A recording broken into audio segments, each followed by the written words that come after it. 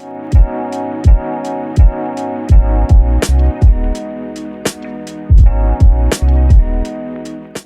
guys, welcome back to my YouTube channel. This is me, Alicia. If this is your first time here, and if not, welcome back. Alright, so guys, we are back with another finance video. I really thought long and hard about the finance portions that I want to put on this channel, and for the longest I actually thought about creating a separate video or a separate channel, and I might eventually do that, but I really want for the people that come here for the vlogs and for the stylings, and that's all great, but I hope that as I'm talking about the styling and all that kind of stuff, I'm always mentioning something about budgets, because if you're not familiar, I also work in corporate America in the finance and accounting sector. So while I thought about making a separate channel, for right now we're going to keep it on this channel. And the way that my channel works, and I don't know if you can kind of see it, is I'm always going to have vlogs on Thursdays, whether that's a weekly vlog or a daily vlog, and then Sunday is always going to be a different video. So now that I have the schedule that I want to keep for myself, I'll put it up here so you guys can see it. So this will be a typical month. There'll be some kind of beauty / makeup video, there'll be a what I wore this week, there'll be a shopping while curvy series, and then there'll be a fearless finance series. And this for me is something that I really wanted to start doing, because I feel that we as Black people, but then in that just smaller niche Black women, need to talk about finances and money more often, and it's just not something that we even talk about with our friends. And I just want to have an open and honest dialogue about finances and money and investing and budget. So I'm hoping by doing a video once a month that helps with you guys. The video that I'm doing today actually came from one of your comments and suggestions, so if you have one that you want me to do, please feel free to put it in the comment section. Like I said, I'm pretty open on most of it, because I feel like money is so taboo that it's not talked about, and as a result we as Black women leave so much money on the table, and we're so far behind on our peers because we just don't know. There's just a lack of knowledge. So I'm hoping that my video, my little once a month video, can help bring a little bit more insight into finance and money and all that kind of stuff. So let's get into today's video. Okay, so this video is about the 5 financial mistakes / regrets that I made and how I pulled myself out of them.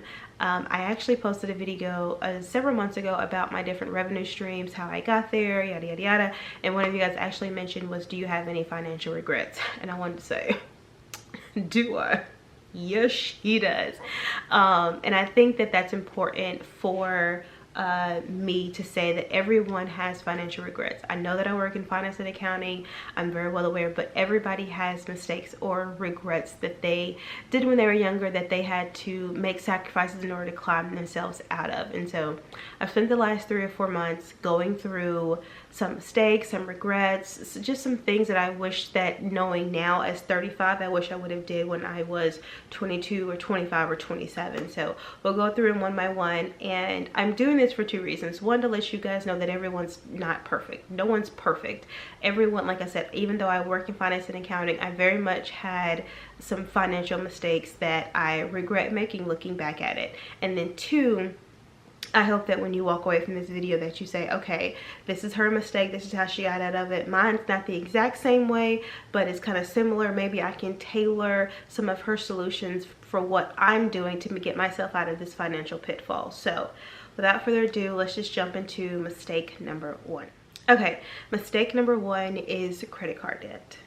And I feel like that is the go-to debt that a lot of people struggle with. So my situation was, when I went off to college, I knew that at home was no longer going to be able to provide for me financially.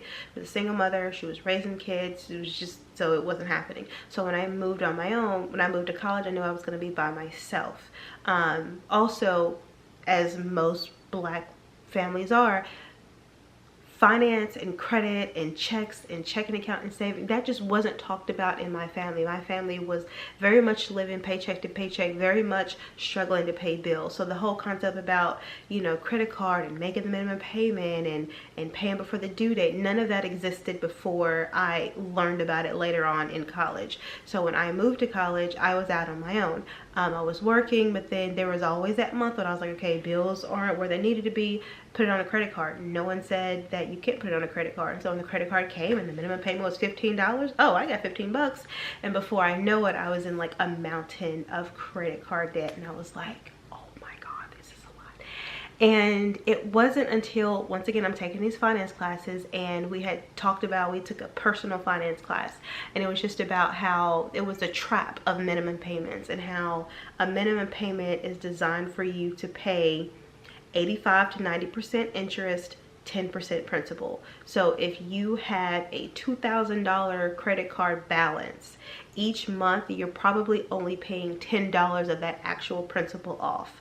The rest of that money that you're paying is rolled into interest, and you have this balloon effect, this avalanche. Now where you're making your minimum payment, no one tells you you're making a minimum payment for like 2.5 years.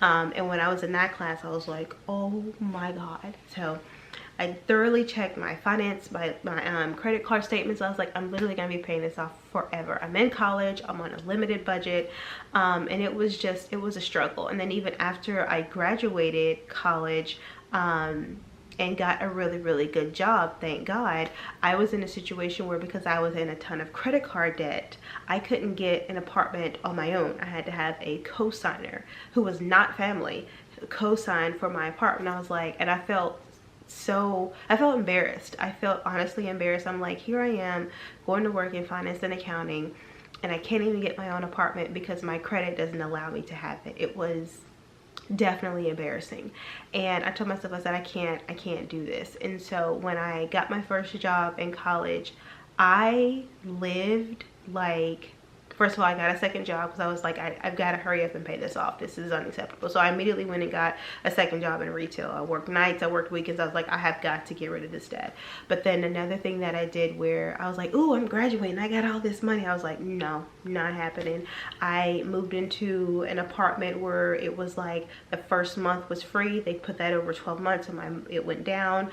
I made sure that I moved on the outskirts of the city because I was not paying for rent on the in the inner workings of the city. So I was probably a 20 to 25 minute commute, and I lived like a hermit for, I'm being honest with you guys, for about 6 months after I graduated. I didn't go nowhere.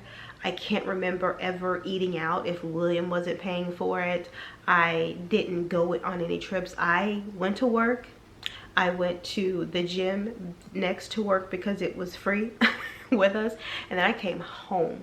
And that was all that I did for 6 months straight, because I was like, I've got to get rid of this debt. And like I said, I knew early on, just by taking personal finance classes, how much of a load that credit card debt has on a typical American family. Even now, and I'll put some statistics here, a typical American family averages anywhere between $3,000 to $5,000 in credit card debt a month. Hello? That's a lot.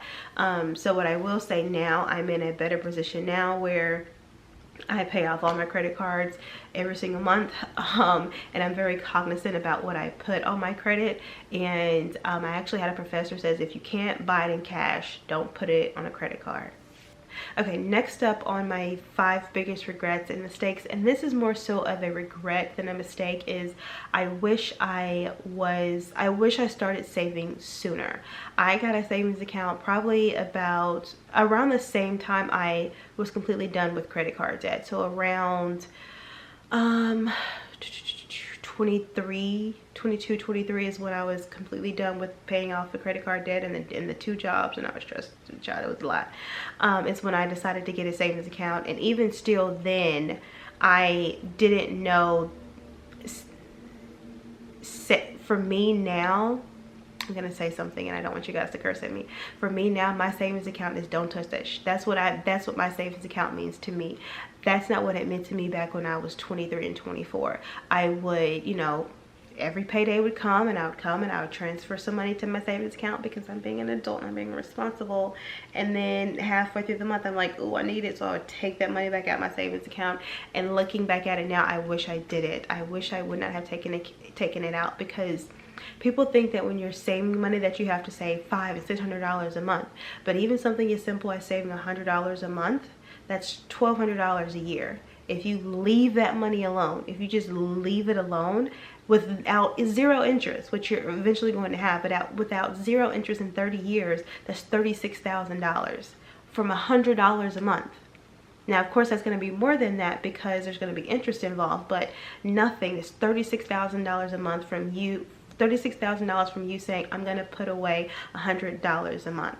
Looking back at it now, I'm like, Alicia, I want to like do this to the 24-year-old me, because I'm like, you could have had so much saved if you wasn't like doing this because you feel like you needed it or you had to have it. So definitely wish I would have started saving sooner. Now that I'm adult and I have a kid, I'm definitely going to be the situation that when Alexander gets old enough to get a job, you're gonna get a job, but we're also gonna get a savings account. And when you get your paycheck, that's great. We're going to take half of that paycheck and we're going to put it over here. And then the other half, you can go and blow. You can buy 10,000 lollipops. You can go and get singles and fling them off a roof. Is that legal? Whatever you want to do with that other 50%, but we're going to save that. So I definitely feel that once again, because we weren't taught this as, you know, children and teenagers, that we just don't know. So I'm glad now that I can teach my son the responsibility of having a proper savings account and knowing that savings isn't to just go in and get it when you might need it, that it literally should be a last option, a last result, an emergency. So that's definitely a mistake or a regret, number 2. Okay, why are we on the subject of savings and financial regrets and mistakes? My third one, once again, is going to be a regret, not necessarily a mistake, and that is not taking full advantage of my company's 401k. Once again, this is my first job. It was fresh out of college. You know how like you're going through the process of like W-4, and it came time to like retirement contributions. Just like, oh, how much do you want to contribute? And I'm like, I don't want y'all taking nothing else out of my check. Give me all my money. So for the first year and a half, yeah, nope, probably was like two years of me working at this particular company who matched up to 7%, I put nothing away into my 401k. Nothing. Because in my head, I'm like, nope, I want all my money, I want all my coins. And it may not seem a lot to you. It may be like, oh, look, it's just 7%. No, it's 14%. Because I had 7 and the job would have matched 7. That's 14% of money that I did not put into a 401k.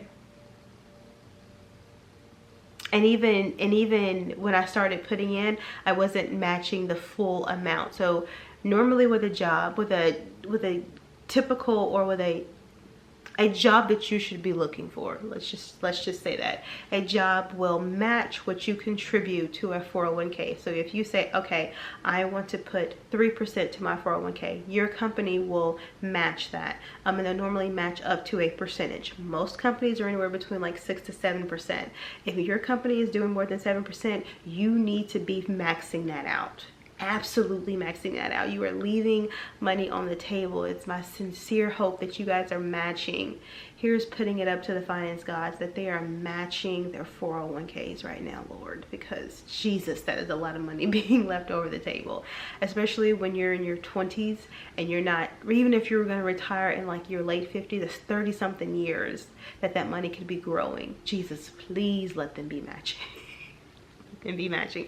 But that's one thing mistake that I made in my 20s. It just wasn't something that I was taught. So it wasn't, I was thinking about, and I think this is the way a lot of us work, and our minds work mentality is, I just need to be concerned about today, in this week, in this month's worth of bills, and I'll worry about that later, and I'll worry about a savings account later, and I'll worry about, you know, how much I'm going to retire later. But if you don't make decisions and steps now, you're not going to have that comfort level when you get old enough to want to be able to enjoy your retirement, or when you know, 4 years from now, when you are in a pickle and need a quick $10,000 because you haven't started saving now, you don't have that later. And that, UPS. And that is one thing that I want us as women, Black women, to understand, that you're setting your 60-year-old self up for success. What I'm doing now, I'm not going to reap the benefits tomorrow. I'm not going to reap the benefits next year. I'm probably not going to reap the benefits when I'm 40. But I guarantee you that when it's 60 or when it's 63 or when it's 65 and I want to just up and take a trip, or I want to be able to help my grandkids or whatever, that I have the ability to be able to do that, because 34-year-old me and 35-year-old me is building stepping stones and blocks and foundations to be able to do that. So that was one of my biggest regrets. And even still now, I'm like, wow, I left 14% on the table. For 2 years, I left 14% on the table. And even then, I wasn't 100% matching. I didn't start matching like what my company was doing until I hit 30. I had been in corporate America since I was 23, 22. Yeah. So I've been in corporate America for 7 to 8 years. So just think about that money. Compound it. And compound it. Oh God, it's getting me upset. I wish I had some wine, but it is 1 o'clock in the afternoon, so I'm just gonna drink my Gatorade. All right, quick battery change. Sorry, so that was mistake number 3. Or regret number 3, right? We'll move on to the next 2 are definitely gonna be mistakes, and they're big ones, okay. Mistake number 4 is buying the car, or buying a car that I could not afford. Let me explain. I had been riding the same car I had been riding in probably since I was 16, 17. And going into my senior year, my car clunked out. And I was like, oh crap, the car clunked out.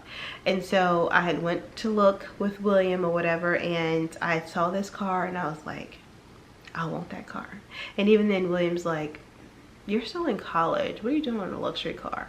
But here, look, this is me. Oh my God, it's definitely within my budget, because yes, I could have afforded. I afforded the monthly payment was cheap. I was like, I can do this. I definitely can pay for this car. And he advised against it. I will have to say, even back then, he was annoying, but he had a point. Didn't matter. I saw this car. I wanted this car. I didn't even put it up here. This isn't my car, but it's a example. It was a Mercedes compressor. I loved this car. I don't think you guys understand the love that I have for this car. Even now, if I find this car on the market, I'm gonna get it, because I'm just like, I want, like, anyway. So I bought the car, right? So what I'm saying is that I could afford to pay for the car, but because it was a luxury car, I was not prepared for the maintenance on this car. And I tell you why. Bought the car, bought it from like a used car dealership. Car was great. There's nothing wrong with the car. It came time for me to just do something simple, like put the gas in the car. And I opened the tank and it said premium unleaded only. I was like, what are they talking about? So I go over and I was like, oh, so, because I'm used to putting in 87 because I had a Dodge Neon.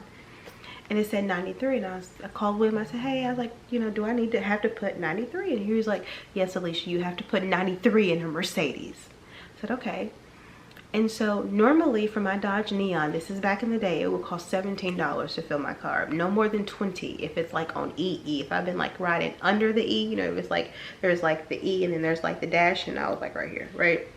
Like no more than $20. Y'all, I remember this day to a T. When I tell you that it cost me $47 to fill that car up. This was in 2009. It cost me $47 to fill that car up. That thing just kept going, and it went past the 10s, and it went past the 20s, and it went past the 30s, and it got to the 40s, and it hit at $47, and I'm just like, I literally said out loud, I said, what am I doing? $47. It may not seem like a lot, but I was already paying for my my rent, paying for the car note. We'll talk about insurance in a second, because my car insurance is double. It said Progressive was like, oh, you got that? Okay, double.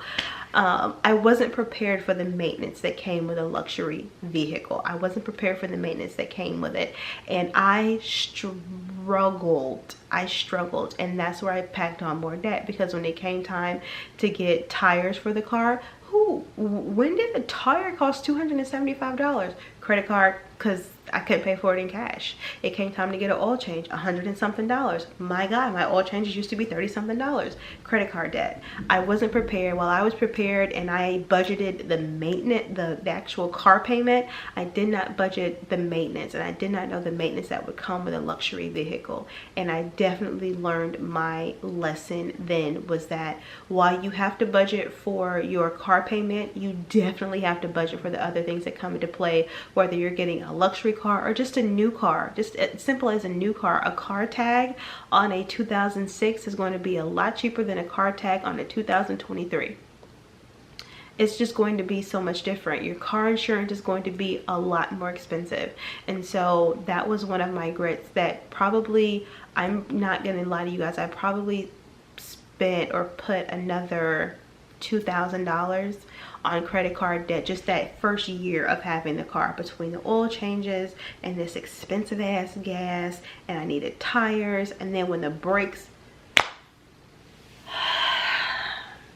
Okay, so the last one is, I feel it's one of those that even still now, a lot of us wrestle with. Even now, sometimes I still am like, oh, can I? But I'm like, but you really don't want it, right? And that is keeping up with the Joneses, whoever the Joneses is to you. So when it relates to the car that I got, when I was looking on the dealership, I saw that car and I was like, yes, I want this Mercedes. I'm going to be on UA's campus with a Mercedes. Everyone's going to talk about me having a Mercedes, da, da, da, da. So I put myself into further debt to be able to get this luxury car that everyone's going to talk about, right? Because I'm keeping up with all the other people on campus who have luxury vehicles. And then even after I worked my ass off to pay off the credit card debt, and I'm putting money in my savings account, you know, Instagram had just started, Facebook was in its like prime time, and so you see all these people and you see what they have and you're like, oh my God, that's so cute, I want it, but you don't have the money. You're like, oh, but I have a savings account. So I would pull money out my savings account to be able to buy this or be able to do that or be able to go here. And I'm like, and you don't realize what you're doing until you check in that savings account that you had like $3 grand in. It's like $72. You're like, where all my money went? And you're looking and it's like Express this and Free People that and Anthropology this and this trip and that trip, and you go out and you're like, oh, I'm gonna pretend like I have so much money because I work in corporate America, so first drinks on me. We do that all the time. We do that all the time. We do it all the time. Or we go out and we, you know, hang out. You're just like, oh, I've got a hookah and I've got a drink. And it's just like, you know, you want to do it because you want to feel like the envy of your friends. You want everybody to say something. But at the end of the day, it's like, sis, but you ain't got it. If you're pulling money out of a savings account to be able to afford your lifestyle, you don't have it.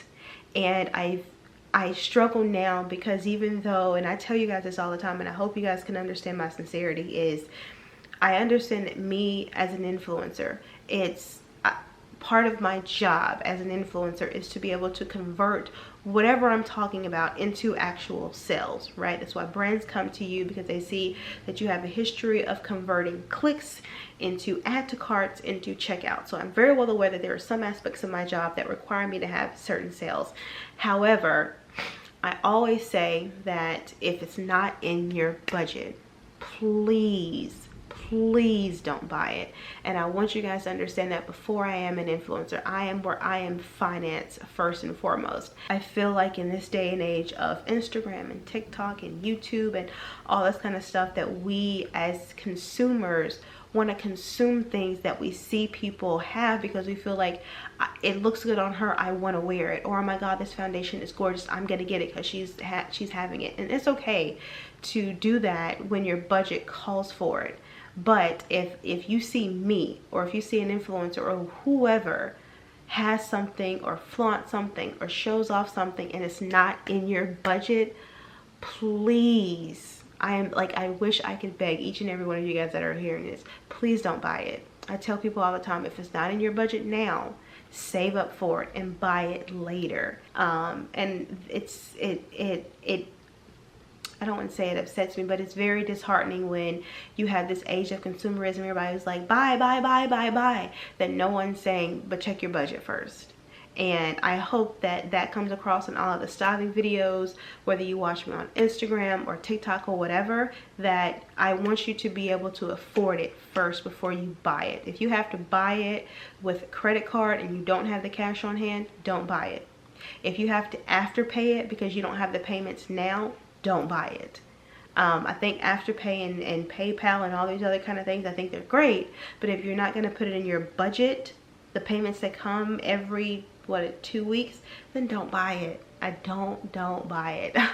I wish I could say that so many times, and I'm hoping I'm not sounding redundant, but one of the worst traits that we have as consumers is trying to keep up with the Joneses and the influencers and the YouTubers and the celebrities and all that kind of stuff, that we just fail to realize that they're not helping you pay your bills.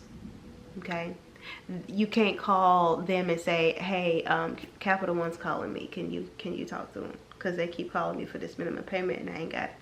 They're not going to do that. And so I want you to make sure that you as a person are financially stable and secure before you become consumed with all these goods trying to keep up with whoever the Joneses is for you. Alright, so guys, that is the end of my biggest financial mistakes and regrets. Like I said, I hope that as I have been very vulnerable in this video, I hope you guys can see that you take away that no one's perfect. I hope you guys don't look at me and think that I'm perfect, because I'm telling you, I'm far from it. Okay, everyone is flawed, and I am definitely one of those to say that I am flawed, and I have definitely learned from my mistakes. But then two, I hope you realize that the hole that you dug is not too deep that you can't get out of. And I hope that by me giving you guys my mistakes and regrets, that you understand that no hole is too deep and too big for you not to be able to crawl out of. So I hope that was beneficial for you. I don't know of any links that I can send you. I tell you what, I will link a couple of different personal financial websites that I follow, personal financial professionals that I follow, just to give good advice, just to have that good knowledge, because we take in so much Instagram and TikTok that I think that waking up and being able to read 1 or 2 news articles, especially on like finance and personal finance, I think that would be beneficial. So I'll leave those in the comments. While you're here, guys, go ahead and like, comment, and subscribe, and do all the things that the other YouTubers tell you to do. And I'm gonna catch you guys Thursday, 7 o'clock. Later.